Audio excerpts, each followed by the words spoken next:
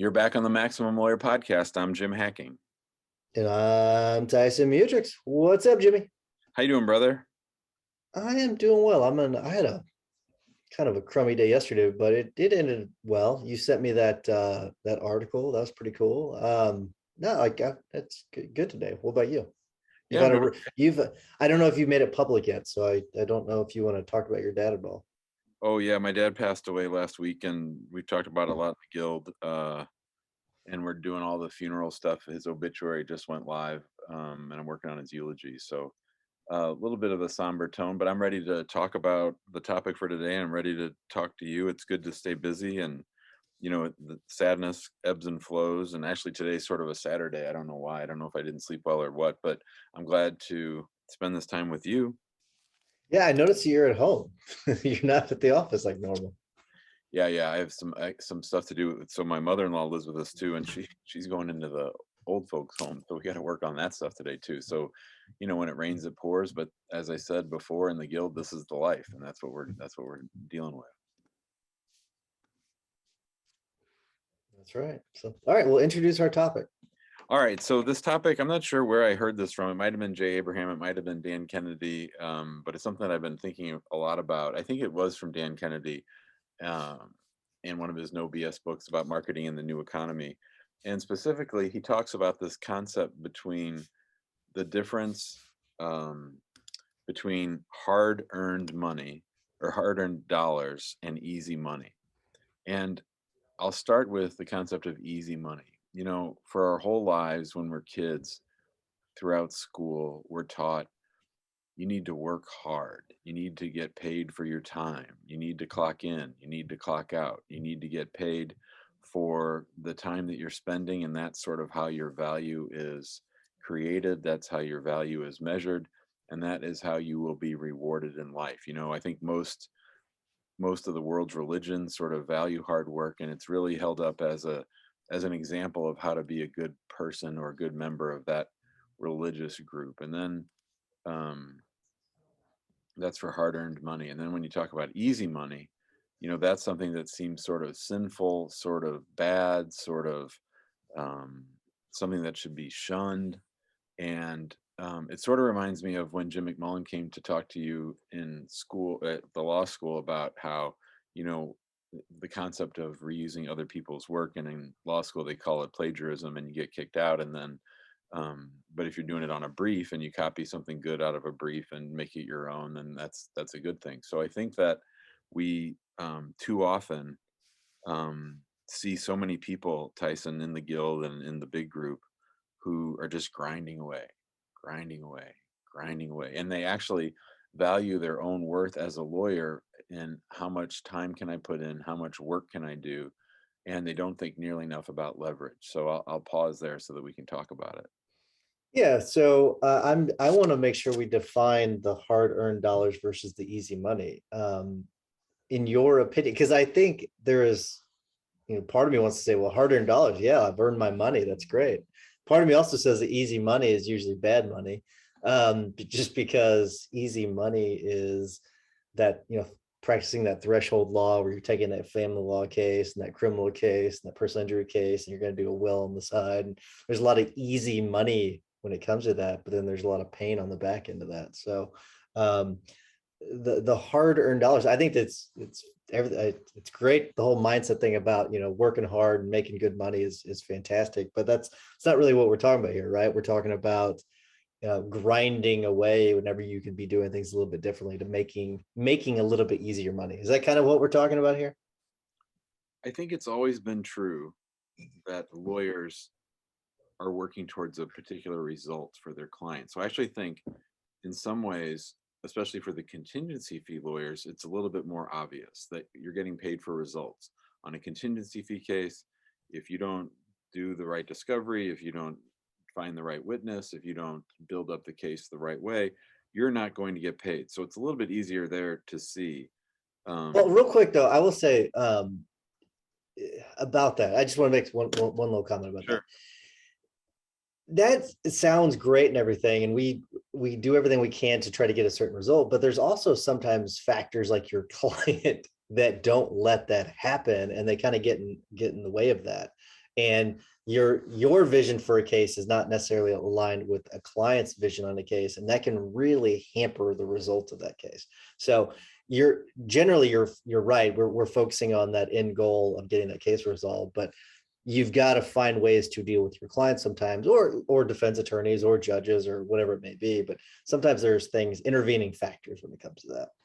Right, right. And you've got to, do what you can to minimize those risks and to try to shape the outcome more to your favor. And that's sort of what I'm getting at, is that, at least in the contingency fee model, you can see that we are a results driven occupation. But I think that's true for every kind of lawyer, that in 2021, people don't really care how you get them the result that they want. They don't, it's sort of like in the old days, it took a lawyer 3 weeks um, to draft a estate plan. But now through technology and intake forms and automation, they've really they're really able to streamline that and do it much more quickly. And so I think that that sort of puts a lie to the idea that it's only about your hard work. Obviously, you've worked hard to create that.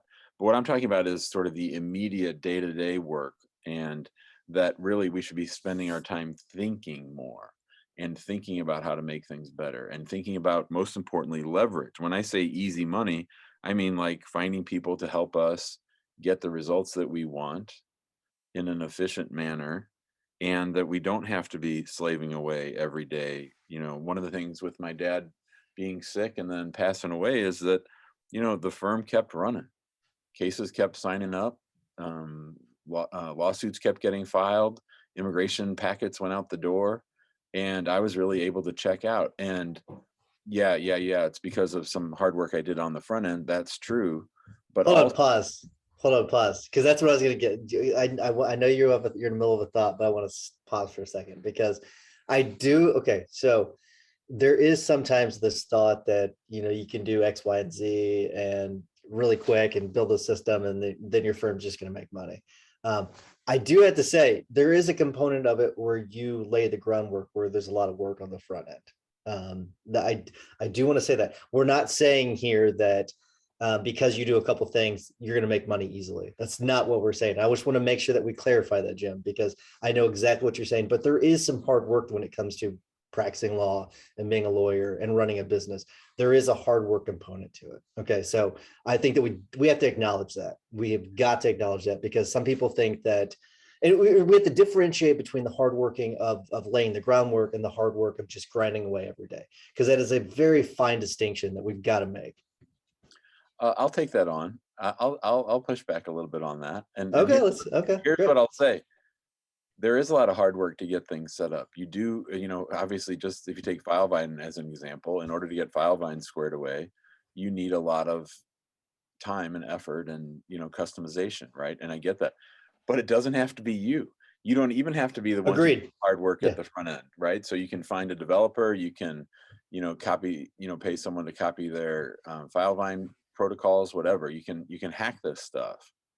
Yeah, you can, but you gotta think back to the very early days of your firm, right? Think back to the very early days. You don't always have the money to do that. So sometimes you're the one that's up till 10 o'clock at night doing work, working on bills, paying bills.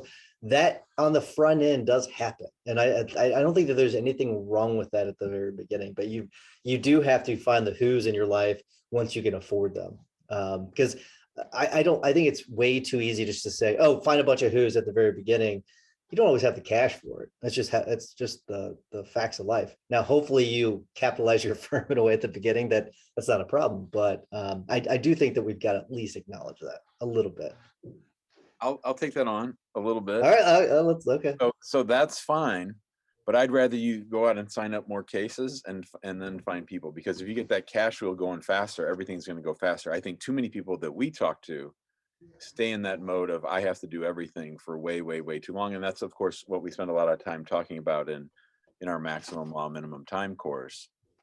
Okay, and you and I agree on this, by the way. We agree on this, but I don't want to oversimplify it. I don't want to say, oh, this is just easy, just do this and it's easy. That's not what I'm just making sure that we acknowledge that, because it's not always as easy as what we say. And But we both agree you have to get out of that day to day as quickly as possible, and you've got to find those who's so that they can replace that and replace what you were doing and do all that hard work.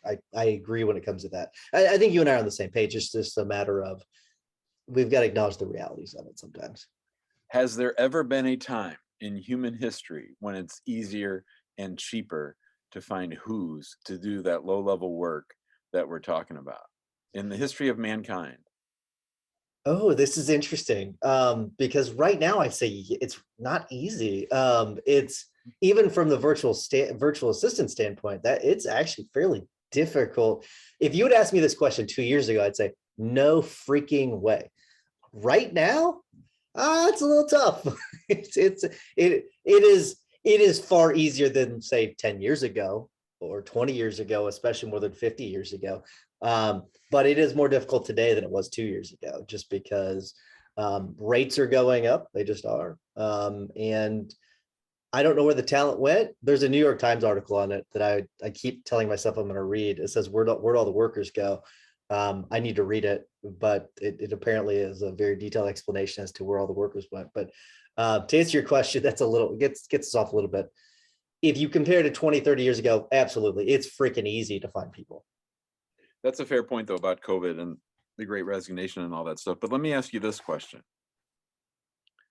If you could go back and talk to 2012 Tyson when you're getting ready to start and growing and doing all your stuff, wouldn't you, I know I would, wouldn't you tell yourself to get moving a whole lot faster, delegating and automating? No question. No question. I would have hired way faster. I'd have a 100-person firm right now if I did. I no And doubt in my mind. and don't you think that most people that we talk to are still slow walking that way too much? Yeah, it's fear. It's fear that you're not gonna have another case walk through the door. That's what it is. No question. Yeah.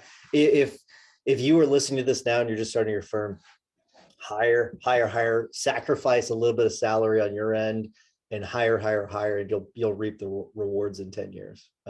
You'll start reaping the rewards immediately because you'll be working less. The hours that I worked before were stupid. I'm talking stupid. There was no point in me doing it. I should have sacrificed some of the income. And I mean, I was taking all the money out of my firm at the very beginning is what I was doing. And I should have just been hiring people. And why do you say that now? Why do you say that was stupid? Oh, I'm talking about well, because, and I'm not one to look back and say, oh, I made a bunch of mistakes. That's not what I'm doing here. I'm just saying, if I were to look back, one, I was working way too many hours to the detriment of my health. It was just working way too much. And if I had hired people sooner without taking all the money out of my firm, I would have been working less, so my health would have been better, and I'd probably be making more money today, honestly.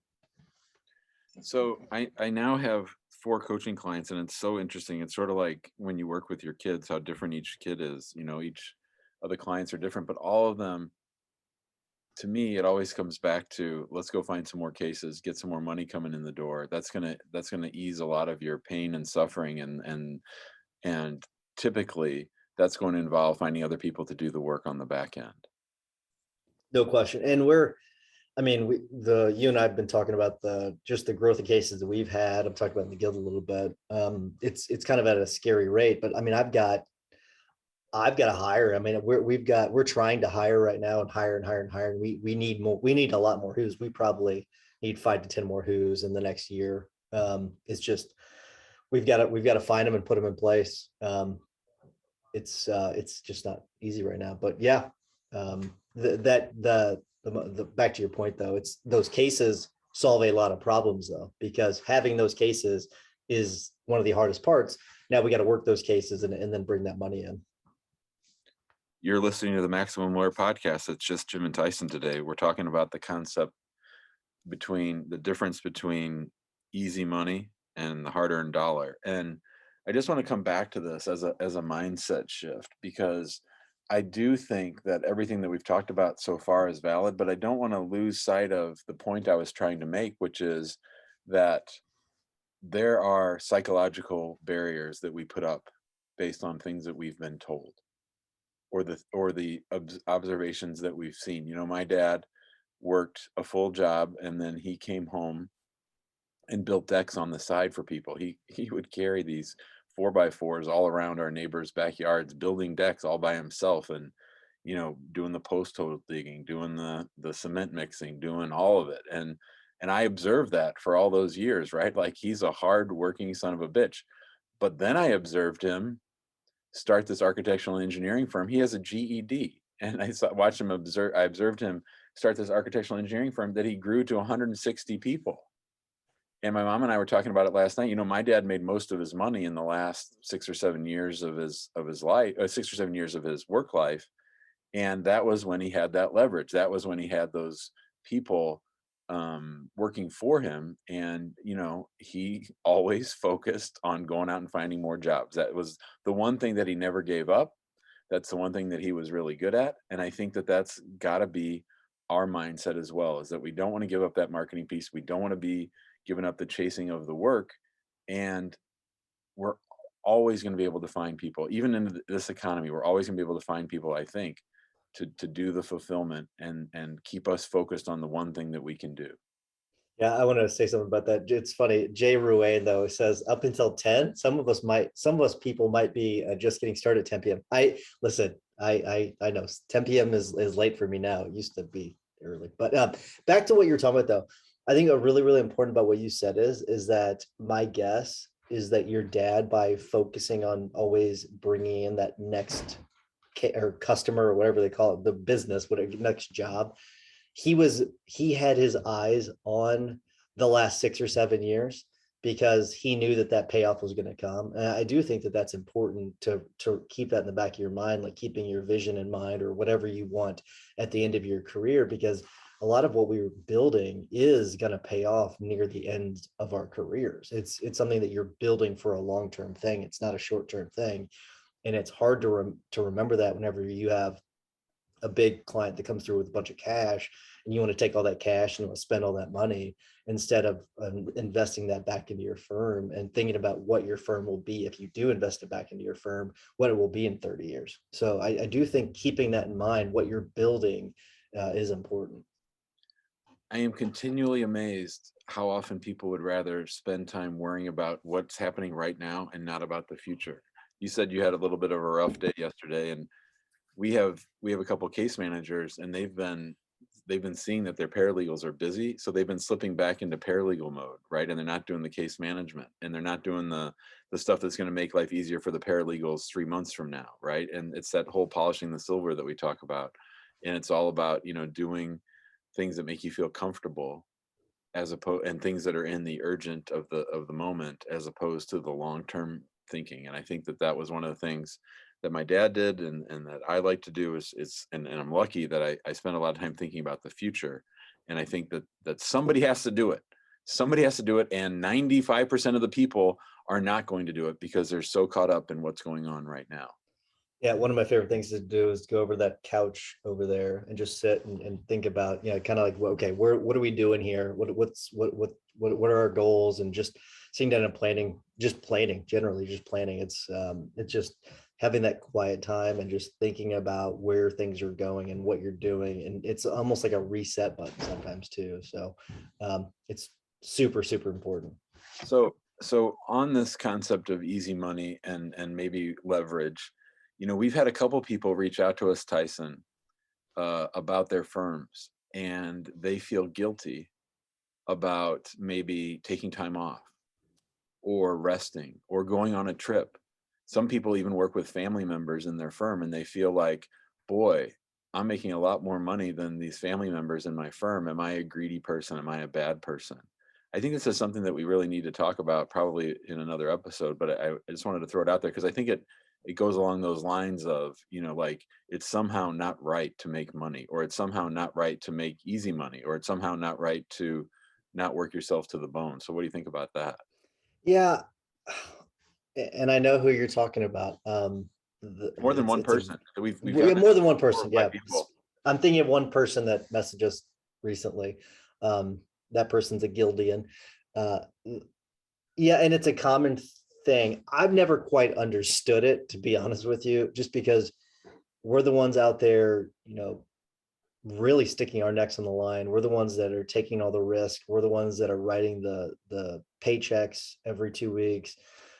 So I guess I understand it, I guess, but I've never really experienced it, like some other people have, just because it's one of those things where, like, I see the risk that we're taking, and they're not necessarily taking that risk. So it's a risk versus reward sort of thing. If they just want to come in the office every week and put in the work, and get a paycheck, that's fine. But if they want to put a little risk on the table, okay, I get it. I'll pay a little bit more money, or maybe I'll feel guilty at that point. But I've never really experienced that, Jim. I honestly haven't. I mean, have you? Here's how I would handle it in my mind, and how I would even perhaps have a conversation if it really is coming to a head. Like if I feel the person is like undermining me or bad mouthing me, or even, as Amani would say, just giving me the evil eye with their jealousy. Um, I would say, most people like to have a job. Most people like to get a paycheck, and most people like to have the certainty of clocking in and clocking out. That makes them feel better, especially in the legal field where we have a lot of people who are risk averse, right? And in my mind, if I had a brother or sister working with me at the firm and they weren't lawyers, I would say to them, I get where you're coming from. I understand. I totally can empathize with what you're saying. If you wanted to go out and start a bakery, or if you wanted to go out and start a movie company, or if you want to go out and start any kind of business, I really support you. I want you to reach your maximum potential. I feel like I'm reaching my maximum potential by helping as many immigrants as I can and by growing this firm as big as I can. I love having you be a part of that. And I love the stability that you bring to our firm. And I love the contributions that you make. But if there ever comes a time where you want to do something different, if you think that you need to do a different occupation or take a new adventure and put that risk out there, I'm going to support you every which way I can. I might even invest in your company. I'd be happy to tell you and teach you the things that I've learned growing in this law firm from 0 people to 45 people. I'd be happy to do that. I'll support you any way you can. I'm here for you. And in the meantime, if you want to stay working here and build up a nest egg to get yourself ready to go out and launch your thing, man or woman, that's just an awesome thing. That's just an awesome thing, and I will 100% support you. I think that's good. I mean, I think that that's the right approach. I think that that's how you should handle it. Where, and I know we're running short on time here, but You're where do fine. you think it comes from? Do you think that the employee feels that? Do you think that they feel the opposite, that, hey, I need to get more money? Do you feel that is applicable? So do you think the guilt is warranted, I guess is what I'm saying. Well, people are weird, right? People are Yeah. weird, and jealousy is a real thing. I don't want to minimize that. Like, do I think that there aren't people out there who are jealous of this person who reached out to us as success or other people's success? Yeah, I think that there probably are, but you just got to get over that. You can't control that. That's like sort of trying to fight with trolls on social media. It's like the same kind of just wasted energy. You just got to do your thing, build out your what you got going on the best of your ability, and let the chips fall where they may. I think it's a real thing. I think that can happen. I mean, you know, having spent a lot of time with my sisters lately, luckily we haven't had any of those kinds of things, but I can certainly see scenarios where family emotions and family histories and family dynamics would come into play. Um, but I would just look forward and just keep doing my thing. And if they want to make a big scene about it, or if they want to, get in a fight about it, that I would just say, I don't want to participate in this. This is just wasted energy. That's Jim's move. I don't want to participate in this. I don't know how many times I've heard you say that. I don't want to participate in this. This is pretty good. All right, let's wrap it up there. I want to remind everyone. It's so weird. I'm just gonna say this. It's so weird when we don't have a guest, because I've got my own little shtick whenever there's a guest. But like whenever it's just me and you, I'm kind of just abruptly ended and then roll into it. But do want to remind everything. Actually, before I get to this, I'm gonna do a review first. I'm gonna ask people for reviews first, because I keep saying I'm gonna do it at the beginning of the episode. I keep forgetting to do that. So before we wrap things up, please give us a 5-star review. It helps spread the love. If you've been listening to this episode for a while, or this podcast for a while, and you like it, please give us a 5-star review. If you're a Guildian, if you're one of the OG Max Law members, and you've not given us a review, there's no excuse. Come on, give us a review. All right, please. Thank you. Also, if you're not in the big group, join us on Facebook. If you want a more high level conversation, join us at maxlawguild.com. And remember to get your tickets for MaxLawCon 2022. Go to maxlawcon2022.com. Jimmy, what's your hack of the week? Before I get to the hack, I want to join in your plug for the conference. It's going to be huge. It's going to be great. We're getting some really good submissions from people who want to present, and I think that it's going to be our best conference yet. I always think that, but so far we've always topped it. So I'm excited about that. My hack of the week, as you know, you and I have had a long running debate about Russell Brunson, but I think I've come around mostly because he went ahead and purchased Magnetic Marketing and all of Dan Kennedy's materials, and to that end, they have released a new podcast, the Dan Kennedy Marketing Podcast, and Russell has taken over the Dan Kennedy world, and I think he's really infusing it already. He's doing a lot of smart things. A lot of magnetic marketing stuff is sort of dated, and they haven't been using the material that they have. There's just so much content that's just so great, and so now you can get a lot of Dan Kennedy stuff for free thanks to Russell. So if you look for the Dan Kennedy Podcast, you'll find it now wherever you listen to podcasts. And I know you've kind of had this distrust for him, but I mean, he tells you, oh, my health insurance cards are in this book. I must have been using them as a bookmark. I didn't know that. But I mean, tell you, like I'm just flipping through the book. I mean, he tells you exactly what to do, and exactly how to do it. It's, if you've not read his book, I definitely recommend. He's got .com secrets, expert secrets. I've got Magnetic Marketing here. That's a Dan Kennedy book, but I actually think is good. I think some of his stuff's a little too much, but it's good stuff.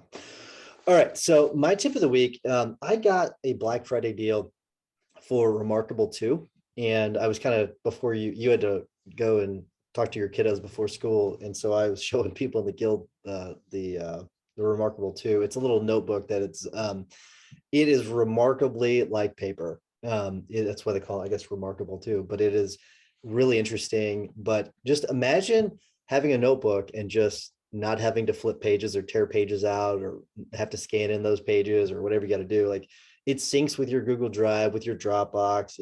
It's got a lot of features. And you were saying something about you can do basically handwritten text to type text or whatever it is, which seems pretty cool. I think that. I've not tried that. Like, what are you doing? I've not tried that out yet, but it's really cool. I love it. I couldn't wait for it to come in. It came in yesterday, and I've been playing around with it, and I can already see why people love it so much. It's excellent, and it is the packaging. It's almost on the level of Apple's packaging. Really, really good packaging too. I'm a big fan of good packaging. Did you get the pen with the eraser? Oh yeah. Oh, yeah. It's so awesome. I'd say go ahead and order an extra one now, so you have it. Oh yeah, because I guess you lose it easily. Well, yeah, I lost one. Mm-hmm. Yeah, they're not cheap pencils. They're $100, I think, for the pencil bed. So that's great. Still definitely worth it. All right, man, this has been fun. Right, I guess I'll see you in 30 minutes for our team meeting. Yeah, I'll be on the phone. See ya. All right, see you, buddy. Bye.